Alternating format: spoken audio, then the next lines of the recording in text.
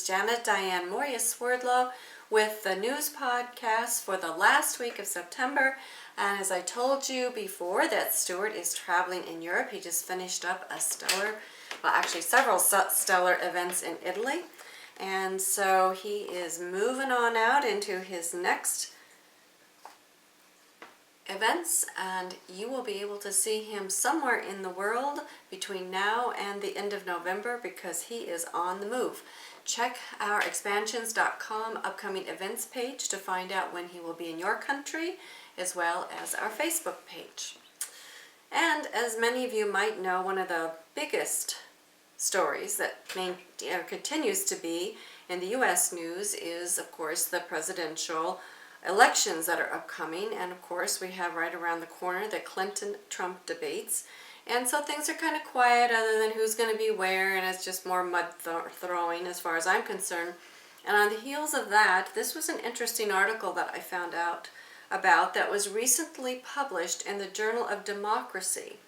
And this publication says that according to some recent research by Internet freedom researcher Rebecca McKinnon, published in the Journal of Democracy, that democracy's days may be numbered, with maxims such as, quote, for the people and by the people starting to fall on, unquote, starting to fall on the deaf ears of the younger generations. She says that democratic values like freedoms of speech have started to slip. Because countries are fighting back terrorism, she says, human rights have fallen by the wayside because of increased censorship. People have slowly become dissatisfied with the shortcomings of democracy as their countries curtail crucial civil liberties.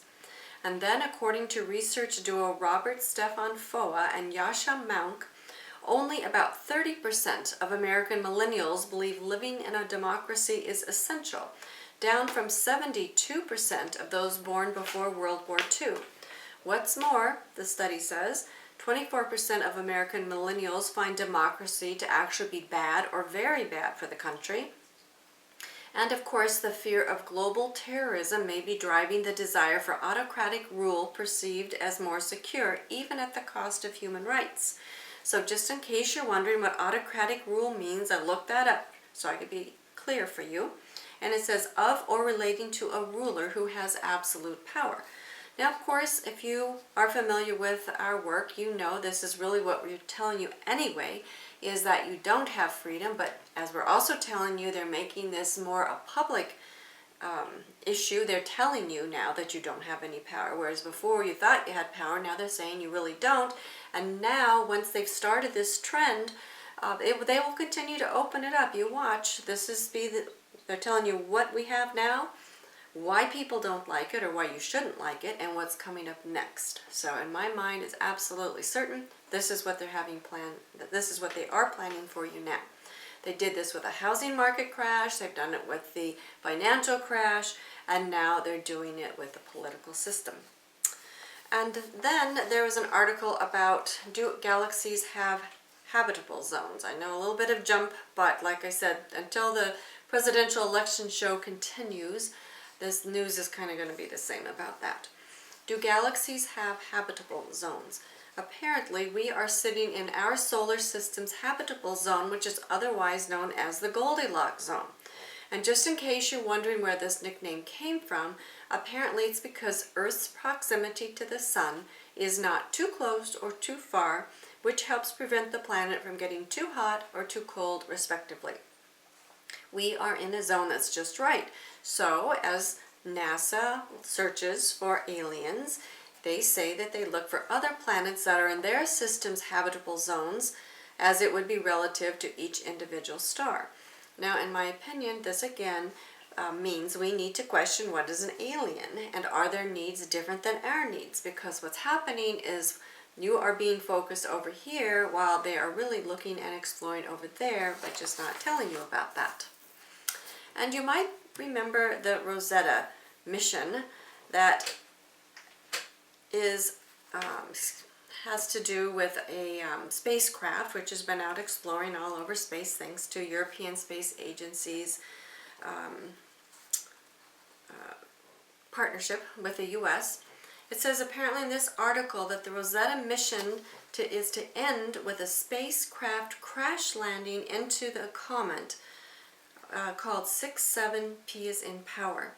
So after 12 years chasing a comet across more than 6 billion kilometers of space, European scientists are going to crash land this on the dusty, icy body of this comet at the end of the month. Now to me that sounds like some kind of a ritual. Apparently this controlled descent is planned to happen on September 30th. The Rosetta will be taking close-up pictures of the comet, collect data, and then it will be shutting down forever. And what was interesting, it says that electronic music composer Vangelis has produced a new album called Rosetta, with the release time for the end of the mission, which tells me this is going to be a programming icon, or one that already exists and will continue to be reinforced.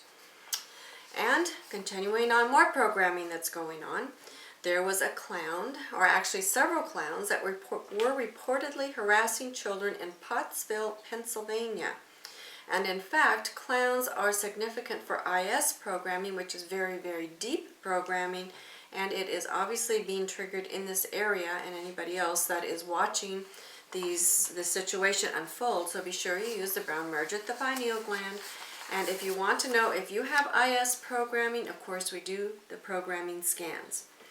In Pottsville, it says the Pottsville police chief says that 2 men reportedly dressed as clowns were seen in the Greenwood Hill neighborhood around 7 p.m. yelling at children before they took off in a vehicle. And in another area of this town, it said some children said a clown started chasing us up here and turned around and went back into the woods. So we thought it was gone. Then we turned around, broke a stick, and it threw it at us and started calling us and cursing at us, and it was scary. A 15-year-old reports that they heard they're going around scaring kids. Someone else reported that they heard that they scared kids from their bus stop. And a neighborhood woman said that yesterday they were around her house. Then the Frackville Police Department posted pictures of clowns on its website, warning residents that 4 subjects had been seen wandering through the borough dressed as clowns, but then they took it down because everybody was talking about it according to this article.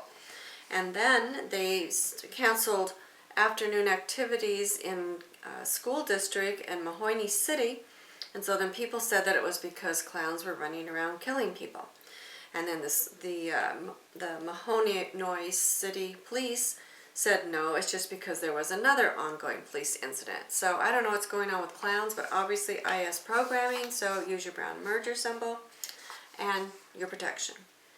And then moving right along, many of you might be aware that there was a bisexual, or it was called Bi Visibility Day, September 23rd, because apparently, according to this article, Bi Visibility Day started in America about 17 years ago. Now again, all these things are always confusing because they start something and then they say it's been going on like for decades and I've never heard about it. That doesn't mean I've heard about everything, obviously. But anyway, September 23rd was chosen because it was the month of Freddie Mercury's birthday. There's another planet for you, Mercury, who's one of the most famous bisexual people, and of course I never heard of him. And then this article goes on to tell you that biphobia is not homophobia. So even though they share issues, apparently bisexuals get rejected by the lesbian and gay communities. So again, more division within alternative sexual communities. And they say that even if bisexual people call up gay switchboards, then they're told that they're simply going through phases. So they get rejected from the straight communities, they get rejected from the gay and lesbian communities, and so they claim that's why it's important to have a day dedicated to bisexuality. Now, in my opinion, what you focus on grows. So like I said, there are some people who genuinely are bisexual and some people who just are kind of jumping on the bandwagon. So if you're not sure what's going on with yourself, you might want to look at our book, The True Reality of Sexuality, which Stewart and I wrote back in 2004. So this book has been around for a long time, and this will give you some ideas of what you may need to do. It's got deprogramming and exercises in here that you can do. It also talks about the intersex society, which you might be interested in, where you really cannot tell what sex you are based on the chromosomes that are in you. Not just because one day you wake up and you decide, geez, I hate my father, I think I will be gay, or I hate my mother, so I think I'll be a lesbian. I've heard all kinds of things There's some people genuinely have different sexual orientations, and some people adopt that simply because it's easier than facing their own issues about who and what they are. So, The True Reality of Sexuality is a very good book to have on your library shelf. And my last story, which again I think is the way the world is going, is about a child that was euthanized in Belgium for the first time. Apparently, Belgium is the first country to eliminate age restrictions for euthanasia 2 years ago. The 17-year-old was in unbearable physical pain. The teen had an incurable disease and requested euthanasia. Apparently, Belgium legalized euthanasia for people with constant and unbearable physical or mental suffering that could not be alleviated in 2002, and then in 2014 it expanded this to cover all children under the age of 18. In order to be euthanized, children must be able to understand what it means and get consent from their parent or guardian, and, quote, death must be expected in the near future, unquote. Belgium is the only country in the world that allows euthanasia without age restriction, and the Netherlands allows it for children older than 12. So I have a lot of problems with some of these things, but again, until you're actually in this situation, I'm sure it's a very challenging thing for people to face. But I really don't think we should be killing each other if we can help it, that's for sure. So with that said, I just wanted to let you know again that Stewart is traveling in Europe. Please check our upcoming events to find out where he will be in the world next, because you never know. I know in November, we just recently announced he will be in Australia. That will be after his birthday, so if you haven't made birthday plans for him yet, you might want to be thinking about that. And then, of course, in January is our biggest, most intense event of the year here in St. Joseph, Michigan, our Hyperspace Oversoul week-long class. So if you're interested in that class, I know people are already signing up. You might want to think about getting your name on that list. And if you need a payment plan, you contact customer support at expansions.com and Patricia will set that up for you. If you want to come, we want to be sure to help you get here. And finally, I want to remind you that our new book is out, Healing Archetypes and Symbols. I'm really happy with it. There's a lot of color. I think there's 107 colored pictures in here. So it's really an amazing, amazing book. So be sure, if you haven't gotten one yet, that you might want to put this on your list. And of course the Hyperspace Plus, which is the advanced version of Hyperspace Helper. So if you have Hyperspace Helper, you probably want to get this book as well. A lot of you have been buying that one.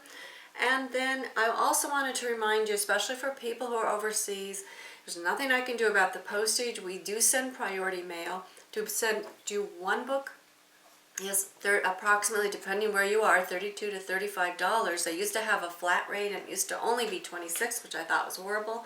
Now they've changed it to $35 for one. So if you add a book, and usually I can get another book into the envelope. I can get 3. And I think the last one I sent out to Europe for 3 books like this was around $51 for 3 books. So it's still a lot, but it does help alleviate if you pay $35 for a book and then you have to pay $35 for one book's postage. That's a lot, in my opinion. So if you're going to order, get more than one to help kind of spread the cost out per book. If you still have an issue, of course, there's always Kindle. This book is not on Kindle yet, but we're in the process of getting it on, so that will happen very, very soon. So with that said, I want to thank you for joining me. Janet Diane Moria Swerdlow, expansions.com.